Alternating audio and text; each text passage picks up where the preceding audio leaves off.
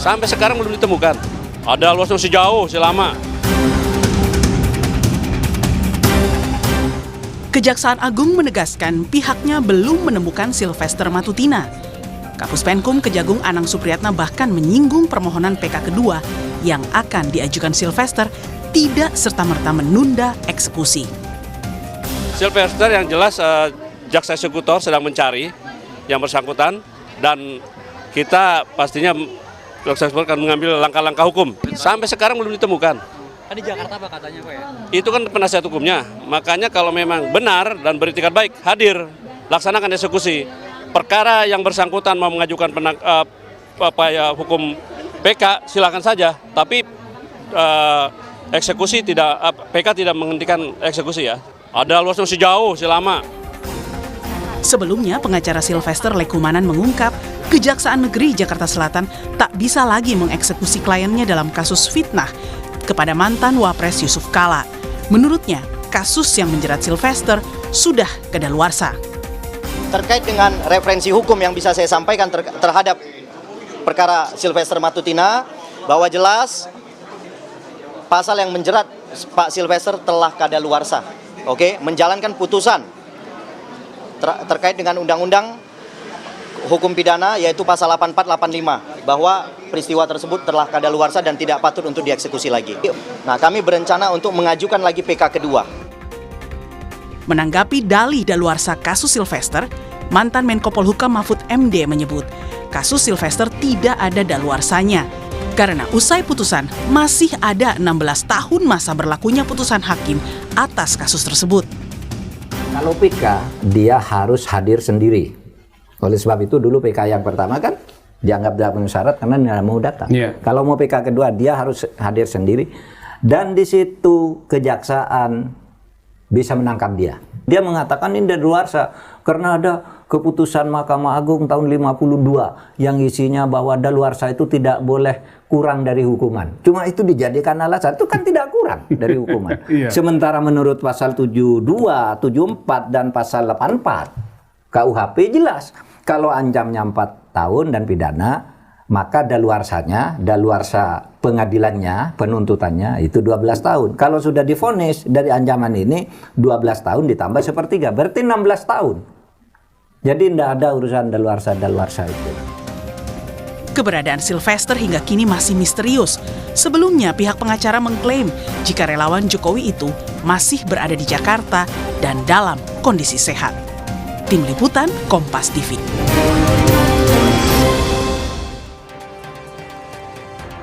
Saudara, jika Kejaksaan Agung sudah tegas mengatakan kasus Sylvester belum daluarsa, lalu apa yang menjadi penghambat eksekusi Sylvester tidak kunjung dilakukan?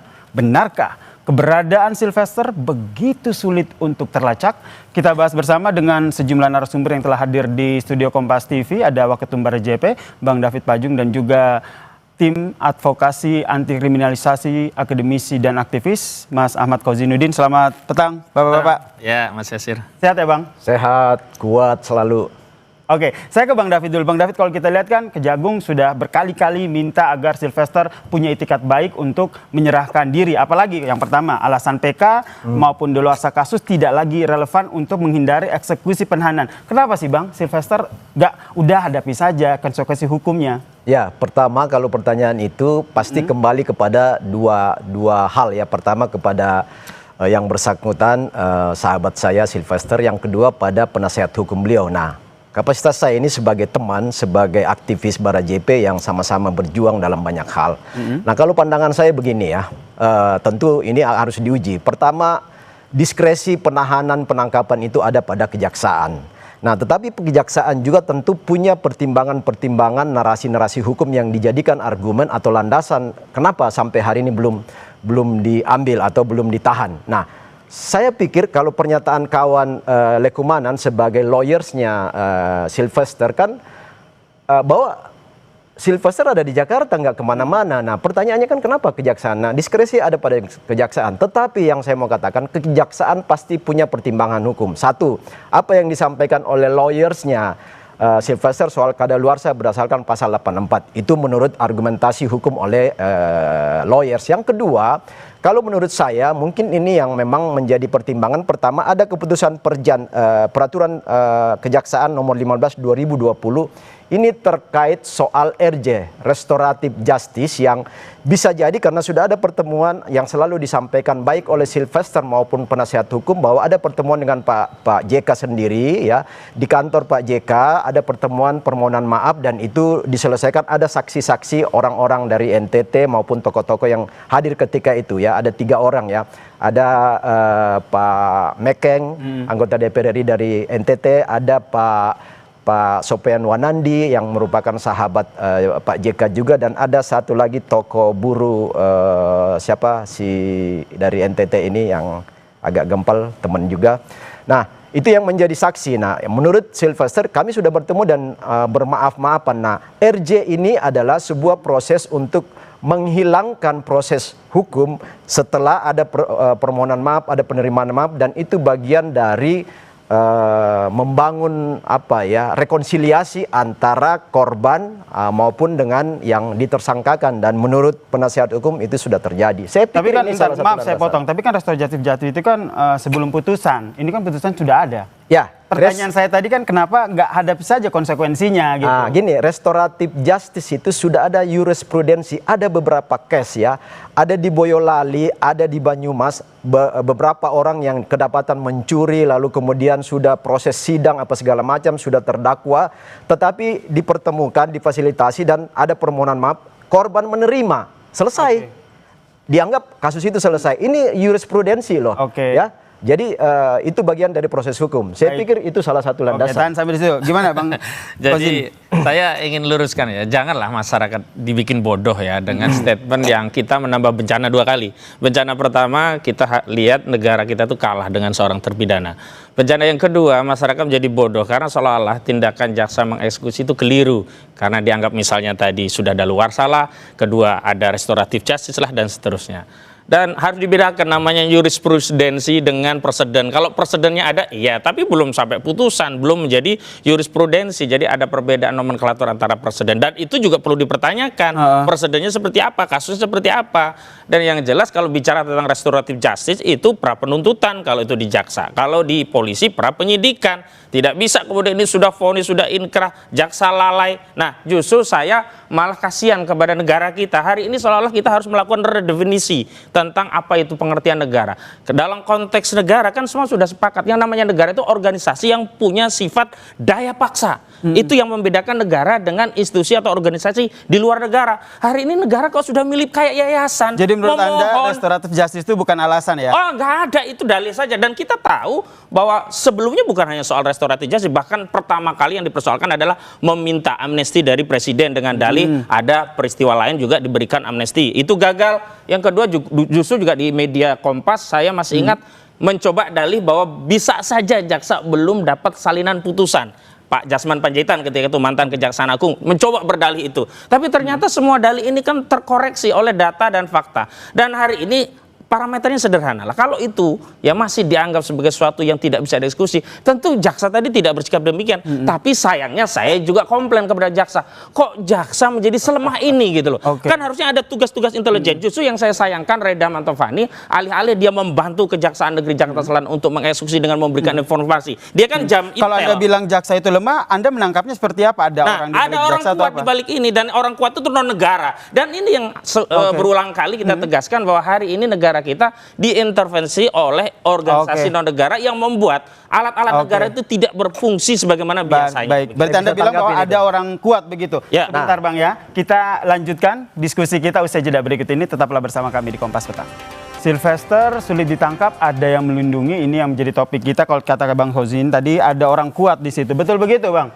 Saya pikir itu opini Bung Ahmad Koisi aja, karena gini, nggak ada orang kuat di balik ini. Karena apa? Sebenarnya kan siapa sekarang penguasa kan? Yang saya mau katakan gini, pertimbangan kejaksaan, aparatur hukum itu tadi soal bahwa ada beberapa argumen hukum yang dibangun. Yang berikutnya adalah semua pelaku-pelaku hukum tahu bahwa ada 3 asas hukum yang harus menjadi landasan setiap case. 1, asas manfaat. Yang kedua, asas keadilan hukum. Dan yang ketiga, asas kepastian hukum. Ketika terjadi konflik dari 3 asas ini, maka yang menjadi skala priority adalah asas manfaat. asas manfaat apa dari case ini? Case ini terlalu kecil karena ini menjadi case person to person, dua oknum, dua tokoh yang tidak ada kaitan dengan publik.